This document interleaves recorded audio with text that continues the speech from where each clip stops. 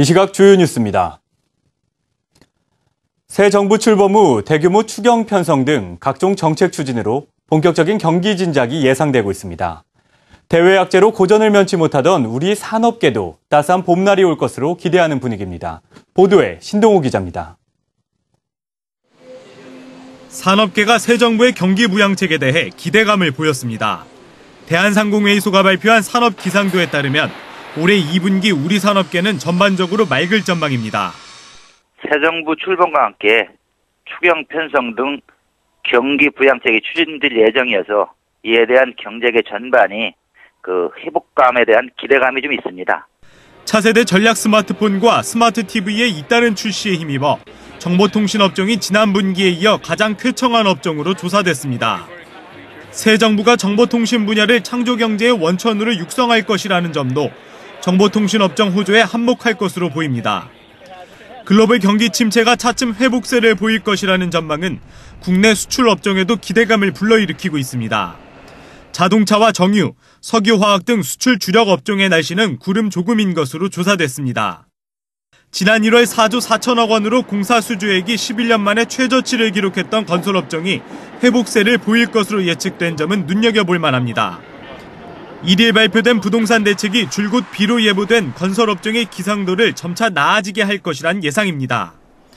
산업계는 조금씩 호전되는 경기 회복의 흐름을 중소기업에까지 미칠 수 있도록 정부 차원의 지원을 촉구했습니다.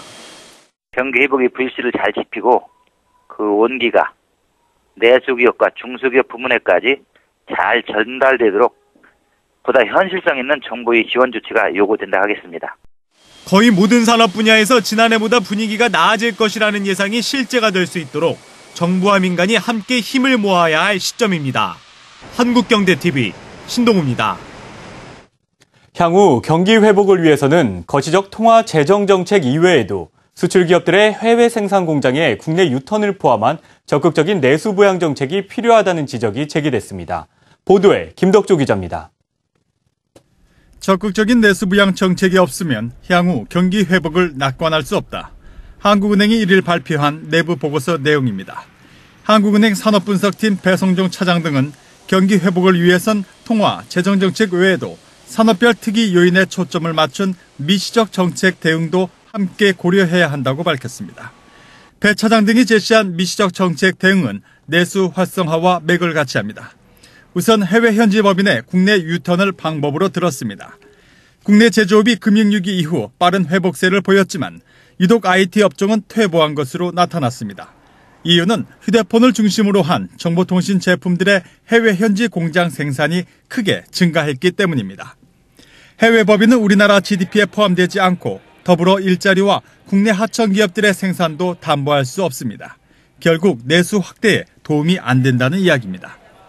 해외 현지 생산이 이제 많이 늘어났는데 예를 들면 국내에서 그 부품이나 관련 중간재가 조달이 된다 그러면은 수출에 긍정적인 영향을 미치는 거고 아니라고 하면은 부정적인 영향을 미치는 겁니다. 제조업과는 달리 금융위기 이후 서비스업의 부진은 더욱 심화되고 있습니다. 특히 부동산 경기 침체 장기화는 경기 회복에 발목을 잡고 있습니다. 산업별 특이 요인이라고 하죠. 근데 국내 그 부동산 경기 침체나 해외 현지 생산 확대 이런 문제가 이제 해소되지가 좀 않으면은 경기가 좀 살더라도 약간 좀 제약이 되지 않을까 전체적으로 회복세가 그렇게 보고 있습니다. 정부의 추경 예산 편성과 한국은행의 금리 인하 등 거시적 정책뿐만 아니라 이러한 정책 효과가 깊숙이 파고들 수 있도록 산업별 대응책 마련도 구체적으로 강구돼야 할 것으로 보입니다. 한국경제TV 김덕조입니다. 현대로템이 인도델리 지하철 공사가 발주한 1조 원 규모의 전동차 사업을 수주했습니다. 이 사업은 오는 2017년까지 인도델리 메트로 신규 7호선과 8호선에 투입될 전동차 636량을 납품하는 프로젝트로 인도 단일 전동차 발주권 중 공급량 기준 역대 최대 규모입니다. 전체 자영업자 가운데 숙박과 음식점업이 가장 많이 줄어든 것으로 나타났습니다.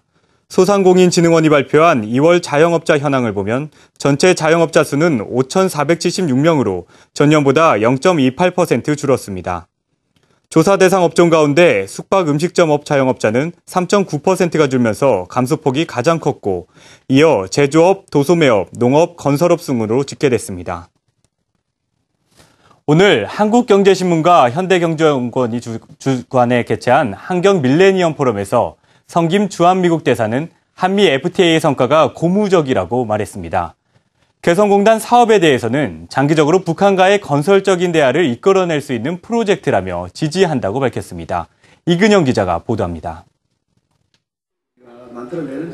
환경 밀레니엄 포럼에 참석한 성김 주한미국 대사는 한미 FTA의 지난 1년 성과를 긍정적으로 평가했습니다.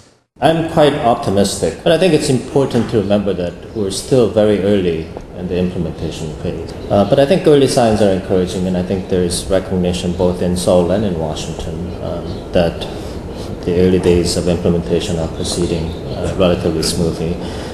성김 대사는 FTA를 통해 한국의 자동차 업체가 미 시장에서 주력 업체가 되고 한국 소비자들은 저렴한 가격으로 미국 상품을 즐기게 됐다고 호평했습니다.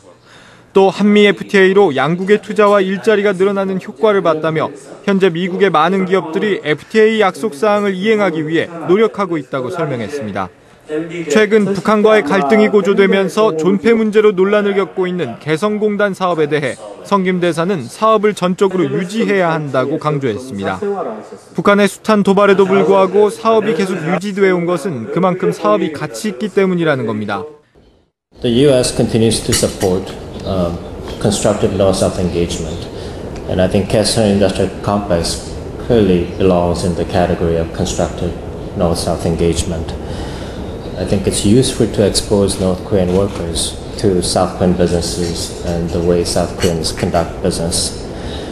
I don't think it will bring immediate change in North Korea, but I think over the long term it could be quite productive.